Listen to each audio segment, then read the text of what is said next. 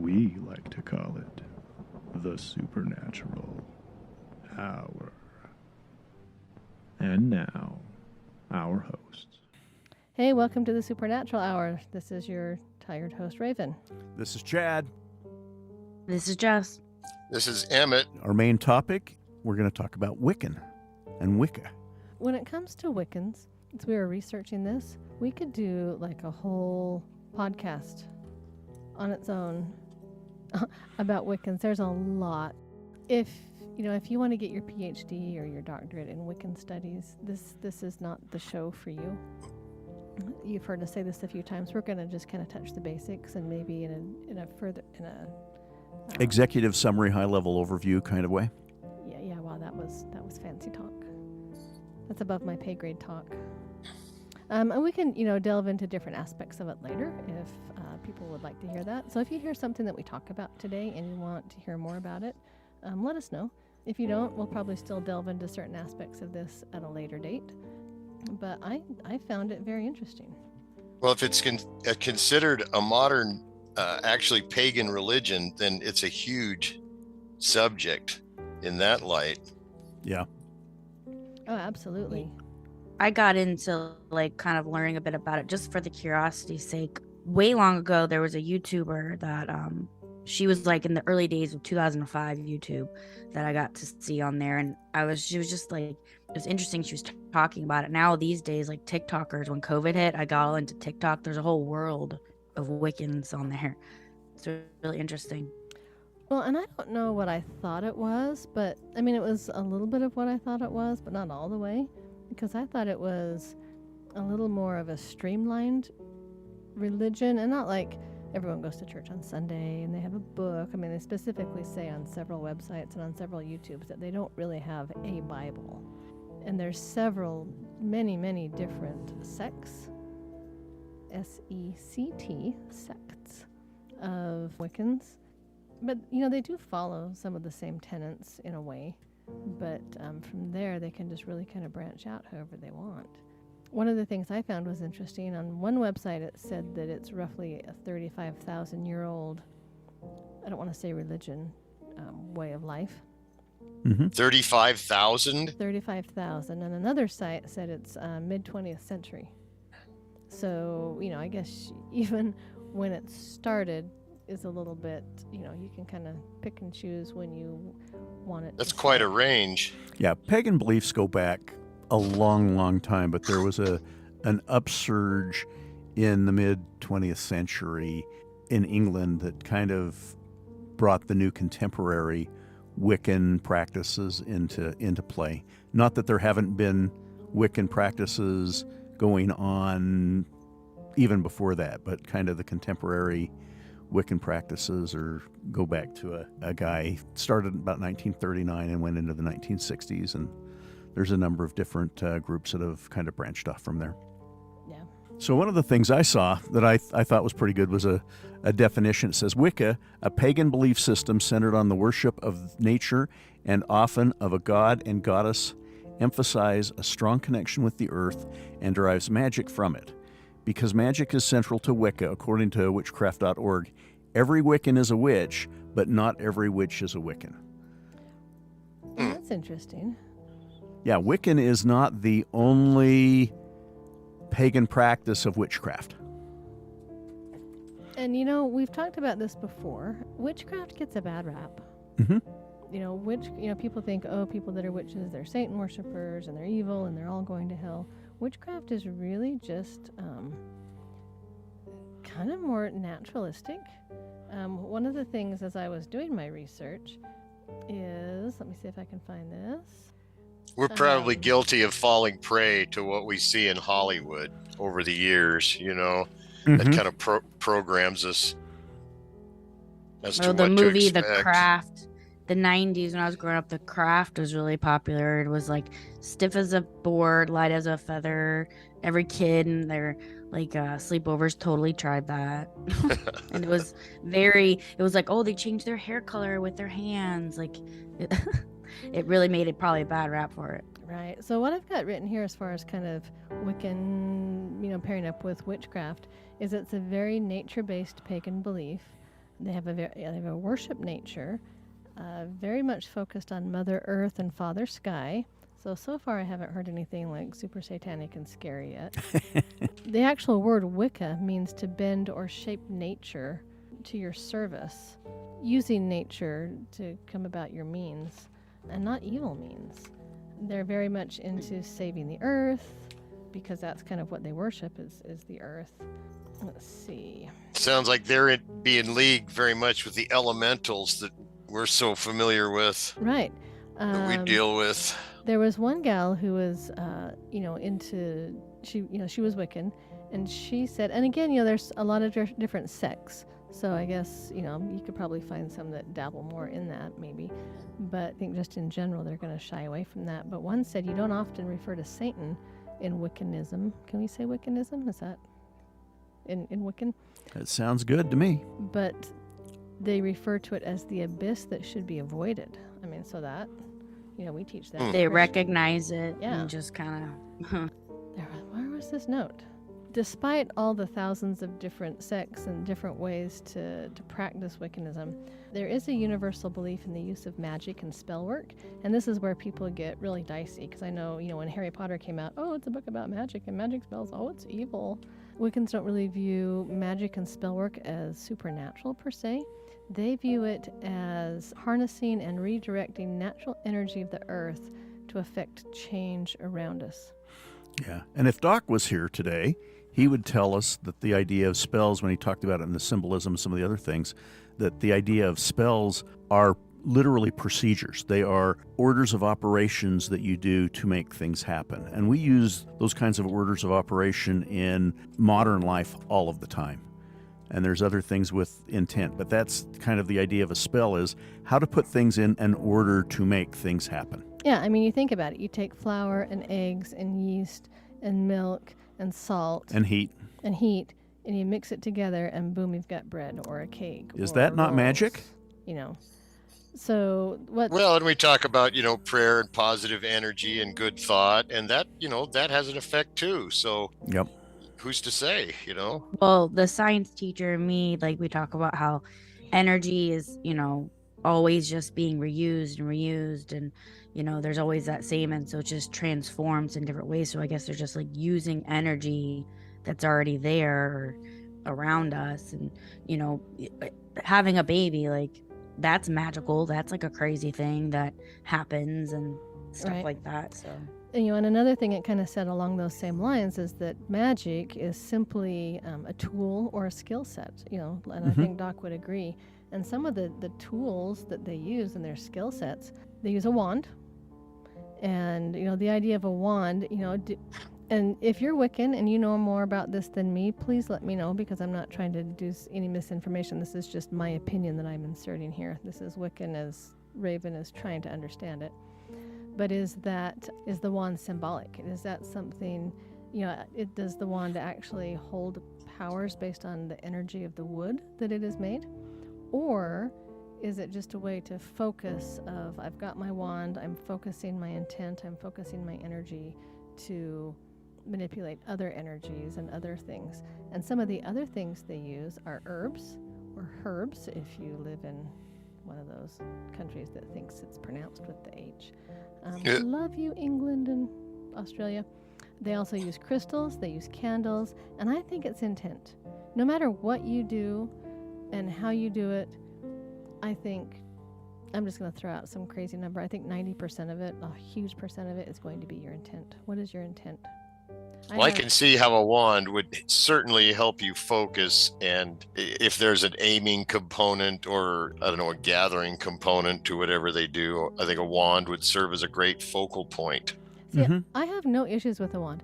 I went to Universal Studios and I bought a Harry Potter wand, and if I could take that sucker and wave it around and have my house just clean all by itself, I would be all over that. All over it. I'm all over it. So I watched a really interesting video, and I've watched a number of them. The podcast is called Religion for Breakfast. I highly recommend it. It's very interesting. The guy goes around and talks about different religions. He's like a religious scientist, but he's not of any denomination. He's kind of an atheist, but he's not anti-religion. It's really interesting. his topic that I watched is What is Wicca? And there's a couple of highlights. I've got kind of some bullets I wanted to share from it. He said it's a new religious movement. It's based on witchcraft that arose in England in the mid-20th century. We kind of talked about that. It's a contemporary pagan religion, possibly one of the largest pagan religions in the world. It's very eclectic, and nothing is monolithic. There's things coming in from everywhere. There's not just one size fit all. Wicca comes from the Old English word for witch or sorcerer, probably pronounced witcha, W-I-T-C-H-A. The term was adopted by practitioners in the early 1960s. Both men and women identify themselves as witches and claim it as a positive title. They don't ascribe to the historical Christian view that witches are evil figures. Many use terms like Wicca and Satanism interchangeably, but they are two different movements. Satanists are a group of people who look at Satan as a symbol of admiration, a symbol of individualism, nonconformity, or rejection of authoritarianism. There's even atheistic Satanists. They don't believe in the supernatural at all, but they adopt Satan as a model for their lives.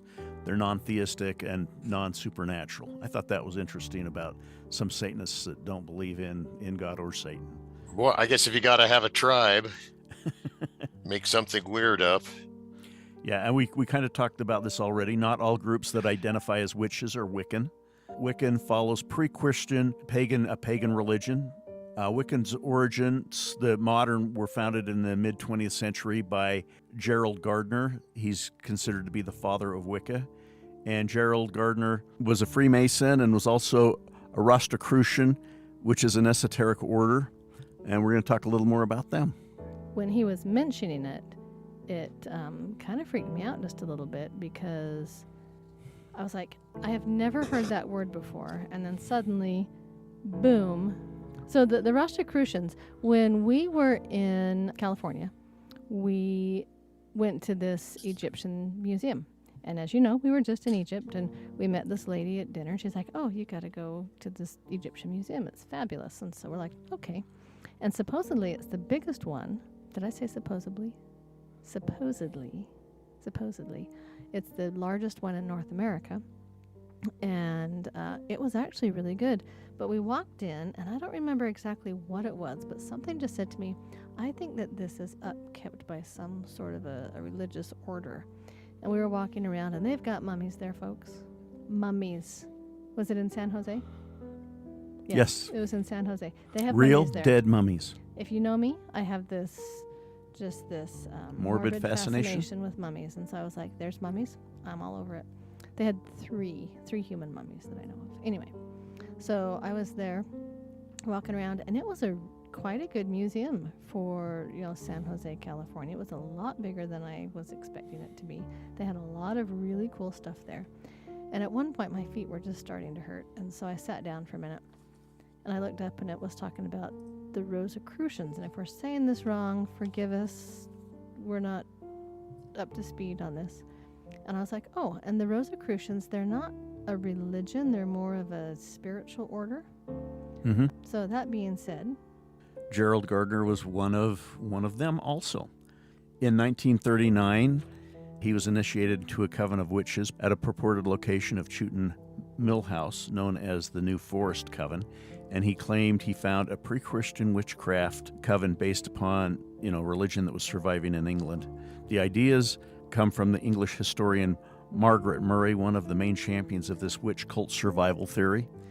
She provided the academic foundation for Gardner, and she wrote the book, The Witch Cult in Western Europe, which was published in 1921. There's a lot of really good information. I'm not going to go into that. Gardner founded his coven after World War II and popularized witchcraft, which was a prominent figure in the British occult circles. He knew Aleister Crowley, who we've talked about. There's a podcast about him. They were acquainted, and Aleister Crowley initiated Gardner into the esoteric Odo Templi Ordinius. I have no idea what that is or if that's pronounced right. Gardner also was a druid. He had a lot of things going on to him. Gardner's version of Wicca may be the largest contemporary pagan religion in the world. So there's lots and lots about that. And there's so much more in that podcast about him. So I'd recommend, if you're interested in this subject, to go out and look at that podcast religion for breakfast, what is Wicca? Because it was really, really good. So it sounds like he's like the genesis of modern Wicca. Yeah. Pretty much. Yeah, there's 2 or 3 groups that go back to him. 3 or 4 major variations. They've got the Gardnerian Wiccan covens, which are led by high priestesses who are trained by their predecessors. Their ideal coven sign was 6 pairs of men and women representing the goddess and god. There's an Alexandrian Wicca founded by Alex Sanders in the 1960s. It's much more eclectic than the Gardnerian. And the Gardnerian one is a little more structured. There's a Dianic Wicca influenced by a second wave of feminism and its feminist spirituality. And they only worship the goddess. They don't worship the god. So that was quite interesting. There's a Susan B. Anthony #1 coven who only allows women. It's led by a high priestess and not a priest. And the witch is a symbol of radical religious innovation and political resistance to the patriarchy. So that was kind of interesting. So there's that. And then Eclectic Wiccan, which is kind of open source and anything can do. And then Wiccans can do their own thing too. They don't have to ascribe to any of the above and still be a Wiccan. Wiccans hold to an ethical precept called the Wiccan Rede, and that is, do what you will as long as you do no harm. Yeah, they have a lot of creeds, which I was like, if you don't know anything about Wiccanism, and if it's not Wiccanism, just pat me on the head and call me cute. I'm just doing my best. I have nothing against Wiccans. We actually had an acquaintance that was Wiccan, and we got a lot of insights from him. Everything I know about it was from walking into the Wicca Store. So this is all informative to me. There's a store? Just these witch stores. Oh, okay. There's the one. Have you been to the one in Magna? Witches yes. Hollow or Crohn's? Yeah, no, that's in. We Witches 3, or yeah, I believe. We went out to Magna. We were there when John Zaffis came. That's right. In Wiccan covens, they actually have a form of initiation and a degree system. You earn different degrees or aspire, gain, work hard. And I had heat exhaustion yesterday, folks. Work with me here. But as a part of this initiation, they dedicate themselves to God. They're not out there Satan worshiping. Just God and goddess. Yeah, gods and goddesses. Just because it doesn't look like what you think a god religion should look like doesn't mean it's not. They adhere to a law of the threefold return. There's the Wiccan Rede. Is that what you were talking about, Reed? They have a concept of afterlife. They participate in seances, which I'm not too big on, but they do have contact with the unknown, meaning spirits. So some people say, oh, it's not paranormal, but they do have a paranormal aspect to them, in my opinion. Mm-hmm. They will utilize tarot cards, runes, astrology is popular. One of the big things that they come up with is, and it's for all pagans, it's not just Wicca, is they call it the Wheel of the Year, and there are 8 different festivals that go on during the course of a year, some of which you'll probably be familiar with, that we use also. It's called the Sabbath.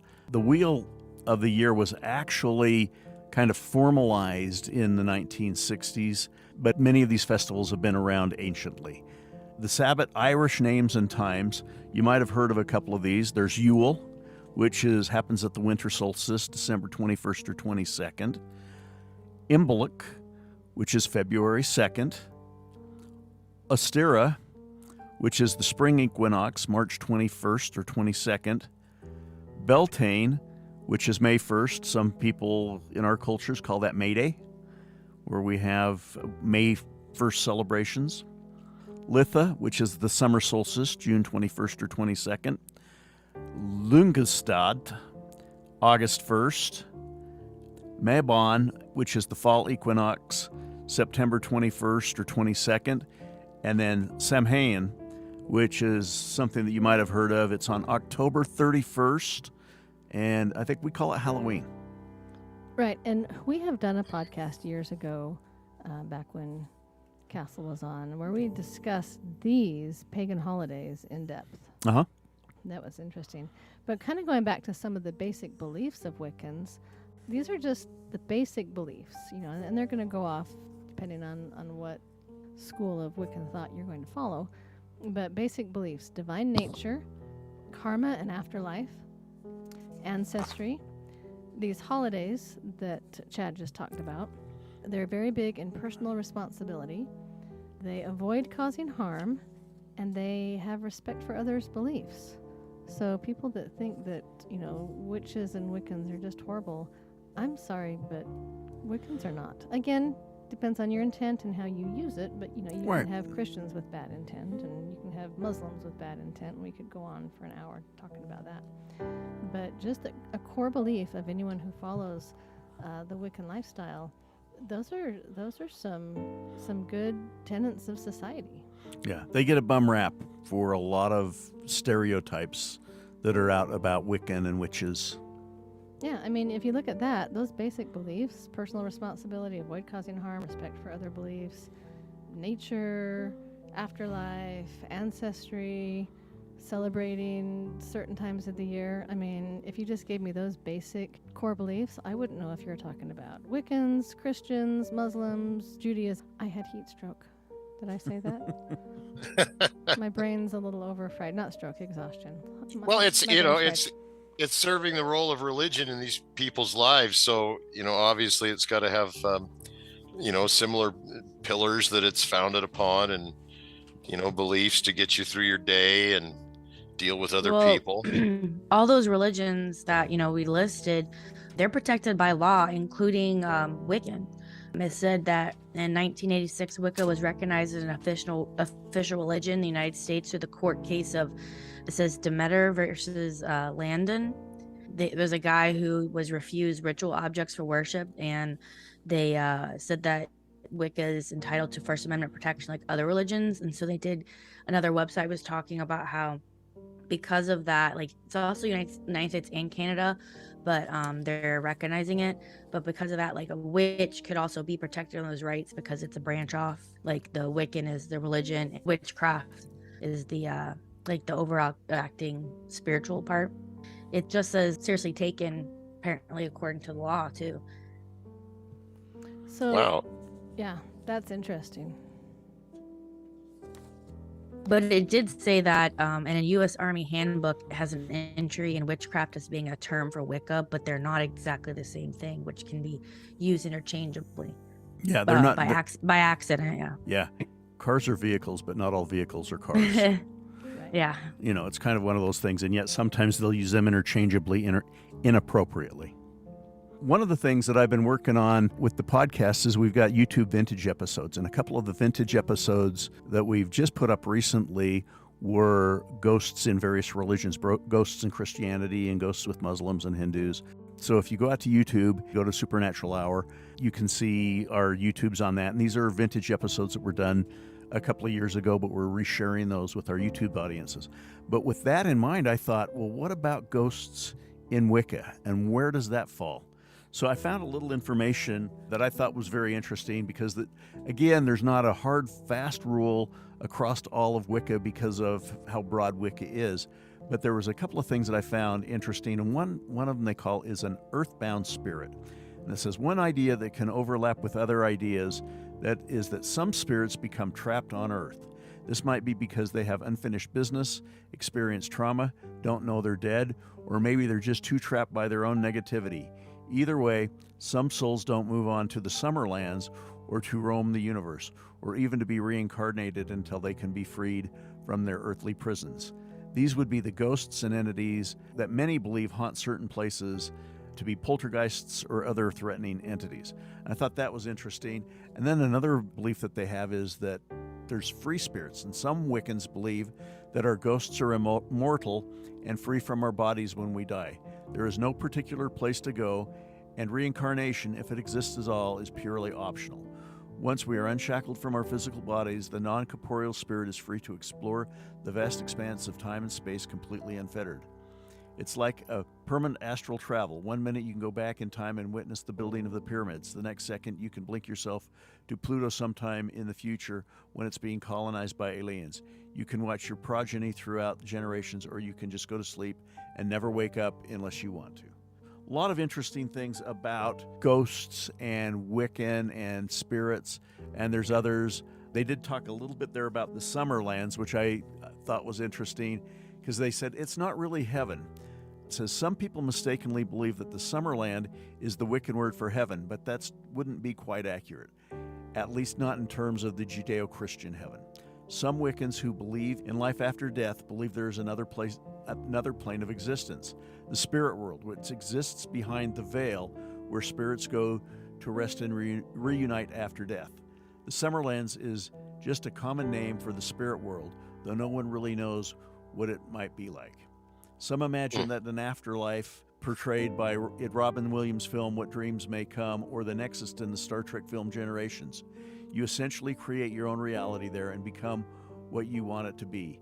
You can look how you want to look and be with whomever you want to be with at any time.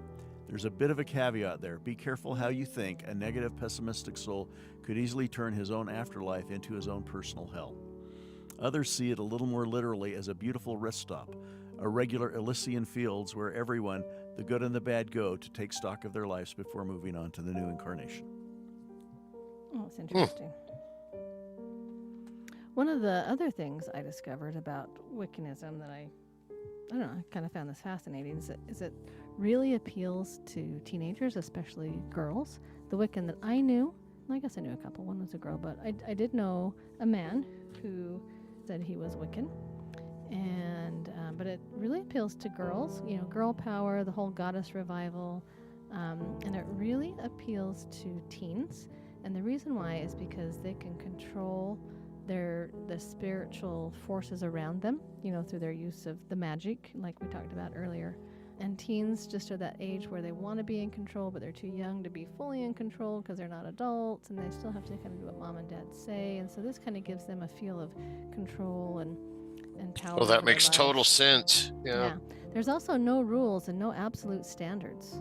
There's some basic guidelines and some basic tenets. Kind of, we've talked about this before tonight, but the do what you will. There's one Wiccan high priestess who said, without the circle, there are no absolutes, no rights, no wrongs. And so, especially to teens, Wicca appears to be just a really perfect mix and match religion to just kind of mold and form to your own personal belief system. Yeah. Well, I've seen all over TikTok, all of those teenager age TikTokers are all like Wiccans and do witchcraft and talking all about it, just all over TikTok. And that's their little world, their little teenager world that I'm in, even though I'm not a teenager. And we talked about it. There aren't specific rules or a book, but there are what's kind of identified as 13 core principles. And it says, although Wicca has a decentralized religion, often led by solitary practitioners, there are a few central tenets that dictate Wiccan belief system, at least in the United States. At a 1973 conference, more than 70 Wiccans from different Wiccan subsets temporarily convened a council of American witches and hammered down 13 core principles that many U.S. Wiccans still recognize decades later. We'll run through these pretty quickly. One, do you have a list? There's a list. It is a list. So this is Chad's list. This is Chad's list. Okay, we're just going to make it known that Chad has a list today. Okay. I don't think he's surpassed your number, though. I think you're still the queen of lists. Shh, just be quiet. Number one principle: we practice rites to attune ourselves to the natural rhythm of life forces marked by the phases of the moon and the seasonal quarters and cross quarters, usually in the form of the Sabbath and Isbeth celebrations. Number two, we recognize that our intelligence gives us a unique responsibility towards our environment. We seek to live in harmony with nature in ecological balance, offering fulfillment to life and consciousness with an evolutionary concept. That sounded good.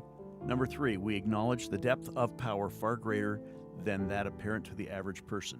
Because it is far greater than ordinary, it is sometimes called supernatural, but we see it as lying within that which lies naturally in the potential of all. Number four, we conceive of the great creative powers in the universe as manifesting through polarity as masculine and feminine, and that this same creative power lies in all people and functions throughout the interactions of the masculine and feminine. We value neither above the other, knowing each to be supportive of the other. We value sex as pleasure and as the symbol and embodiment of life, and as one of the sources of energies used in magical practices and religious worship.